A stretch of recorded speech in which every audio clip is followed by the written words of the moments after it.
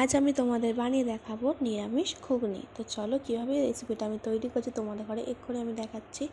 প্রথমে একটা ভাজা মশলা করে নেব। তার জন্য প্রথমে কড়াইটা গরম করে নিয়ে তার মধ্যে দেব কিছু গোটা গরম মশলা, যেমন গোটা ধনে, গোটা জিরে, তেজপাতা, একটা দারচিনি, দুটো লবঙ্গ, দুটো এলাচ, দুটো শুকনো লঙ্কা। এবার এগুলোকে ভালো মতো হালকা ভেজে নিয়ে পেস্ট করে নেবো। আর এখানে দেখতে পাচ্ছ দিয়েছি টমেটো, কাঁচা লঙ্কা ও আদা কুচি, এটাকেও পেস্ট করে নেবো।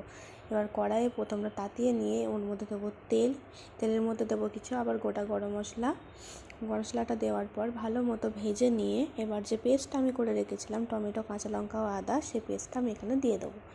দিয়ে ভালো মতো নেড়ে ভেজে নিয়ে এখানে দেখতে পাচ্ছ আগে থেকে আমি প্রেশার কুকারে 4টি সিটি মেরে আলুটা ও কড়াইটা সেদ্ধ করে রেখেছিলাম। এবার এখানে মশলাটা তো তখন ভাজা হয়ে গেছে, এখানে অ্যাড করব লঙ্কার গুঁড়ো, হলুদ গুঁড়ো ও কাশ্মীরি লঙ্কার গুঁড়ো। দেওয়ার পর একটু ভেজে নিয়ে দেবো অল্প পরিমাণ মশলা বাটার জলটা দেওয়ার পর যখন তেল ছেড়ে দেবে তখন আমি এখানে অ্যাড করে দেবো সেদ্ধ করে রাখা কড়াই ও আলু।